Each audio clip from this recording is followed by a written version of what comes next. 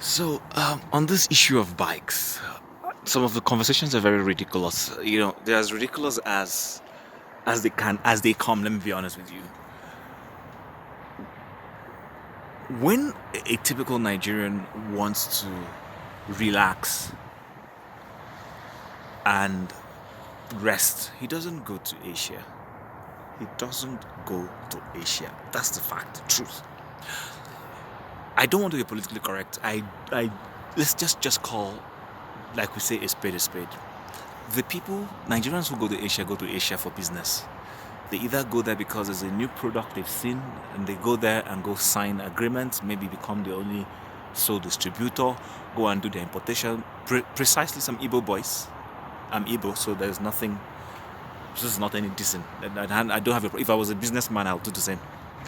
But when I have Igbo friends, I have even Yoruba friends who do business, or people from across other ethnicities who do business. Nobody goes to Asia to go and relax. And I'm not saying you can't go to Asia to relax. I'm just saying the fact of it is none of our people wakes up, goes to get. Perhaps the only place you will see them go to is Singapore. When you see a Nigerian heading to Asia, go look at it. If he's a private businessman, he's going there to syndicate something. He's either going there to, there's a new product he wants to be importing into the country, he wants to be the sole importer, he goes and signs those agreements and he starts throwing in his containers. China, Malaysia, whatever, South Korea.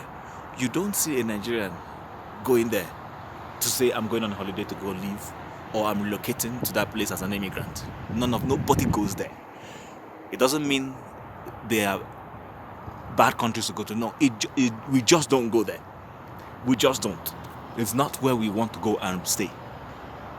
So when we're talking about templates for development, those Asian countries also have the templates for their development from the Western world. That's a fact of fact. It's just the truth. I don't know why we're trying to be politically correct.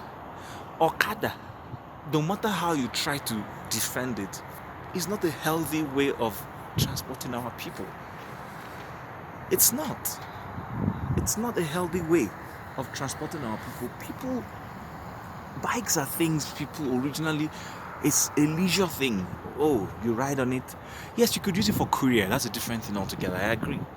But to say that, Okada, there's no responsible government. Where I live, to even get a bike license is difficult, much more difficult than getting a normal vehicle license.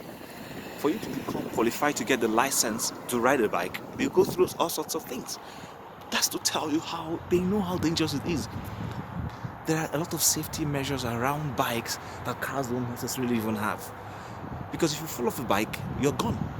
And people who ride bikes, it's a leisure thing. It's something you see during summer. You see, the bike riders bring out their bikes and they just go on long rides. Someone will carry their girlfriend or their wife or whatever, or friends. They form clubs and they do that. You don't see anyone carrying people on bikes. We are very quick to point to say, see Asia. Okay, go and collect coronavirus now. Go and be eating. It's not everything those guys do that is correct.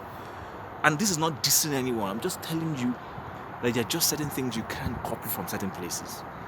Don't say, because Malaysia is doing it, because Taiwan is doing it. We might as well go and, look, I don't even know what to say. It's when I see the conversation we're having, sometimes our government messed up. When bike came up, if they had stood their ground, insisted this is not a good means of transportation.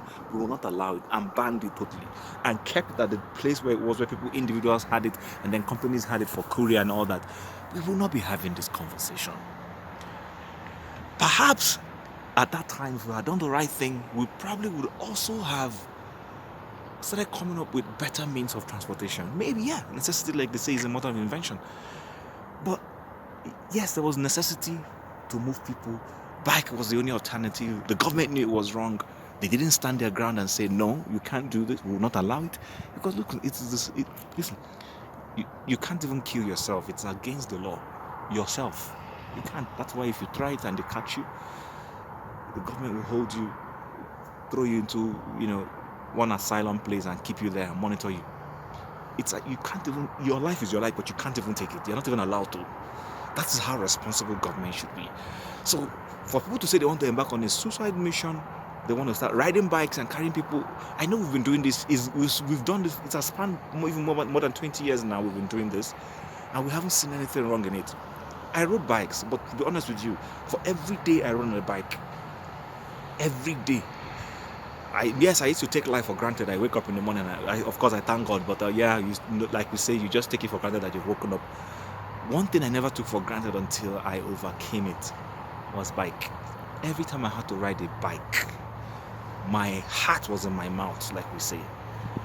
I would try to be nice with the bike man, try to tell him, look, I'm not in a hurry, let's take it easy, because I have seen people fall off bikes and their head tears in and they're gone. My mother didn't fall off a bike. My mother was knocked down by a bike person and she was busy walking on the road. That woman for nearly a year couldn't walk. Veins out all over the place. So look, we've gone through it. Perhaps this is an opportunity for us to think well. This has nothing to do with because I live in Canada or somewhere. Bike is not a good means of transportation. We should say no to it. What the question should be, how do we get our people better means of transportation? I'm going home now. You can see me, I'm waiting at the bus stop. The bus is going to come. It's not going to take me to my house. So the argument that, people are walking distances, listen, I'm standing in the cold, it's freezing. I lost one hand of my gloves in the morning trying to do this video, so I have one now. But the truth is, the bus is going to get me to a point where I would have to walk.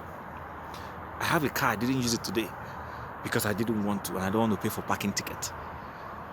And that's why I chose to ride the bus. It's cheaper for me. Either way you look at it, it's way and more convenient anyway. Bikes are not good means of transportation. I want to say it again. Anyone making this argument is lying to him or herself.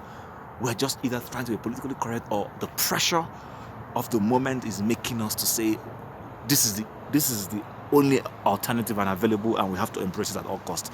No, it is not. Sometimes we have to go through certain pains to get the best that will suit our people.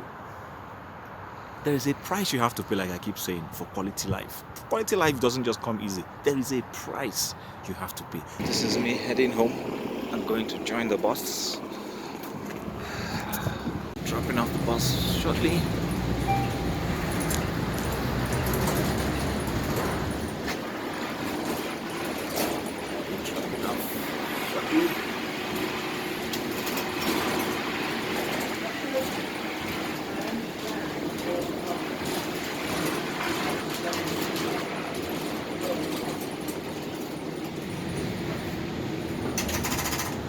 Thank you. Thank you.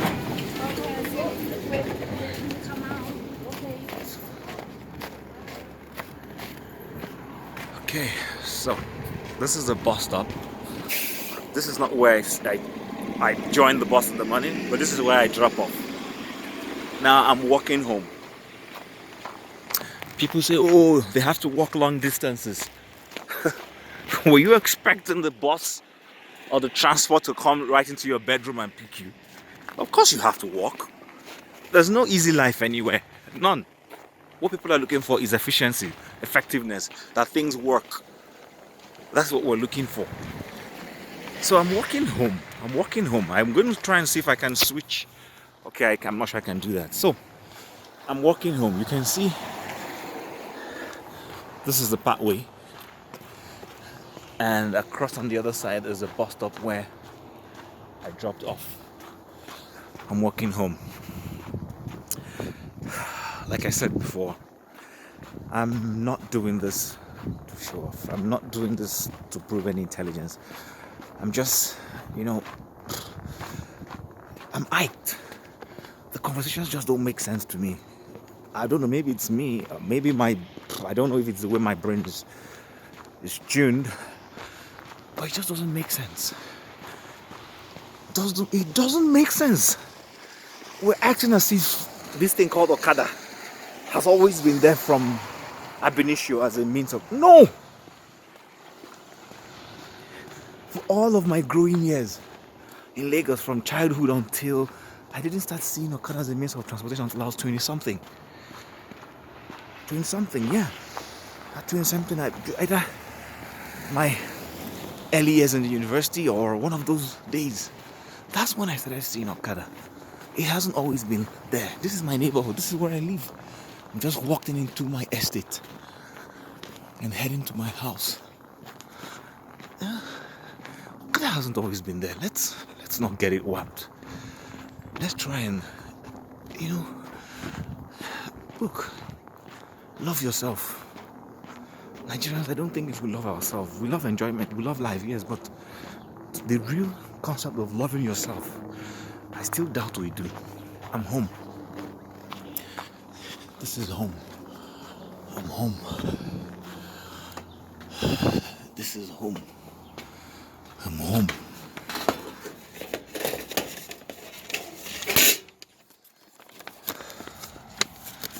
I'm gonna sign out shortly. But I think we need to start loving ourselves and telling ourselves